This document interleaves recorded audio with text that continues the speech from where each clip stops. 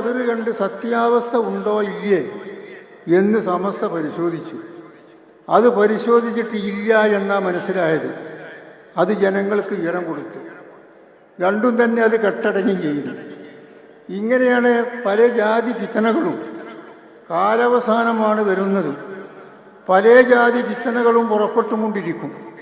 അതിൻ്റെ വയ്യാലൊന്നും മനുഷ്യന്മാർ ഓടിക്കൂടരുത്.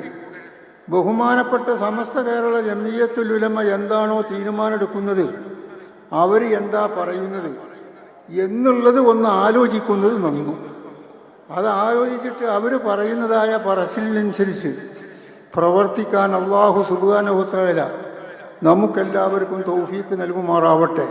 വസല്ലല്ലാഹു തആല വസല്ലം അലാ ഖൈരി ഖൽഖിഹി സയ്യിദിനാ മുഹമ്മദിൻ വആലിഹി വസഹ്ബിഹി അജ്മഈൻ വൽഹംദുലില്ലാഹി റബ്ബിൽ ആലമീൻ. അസ്സലാമു അലൈക്കും.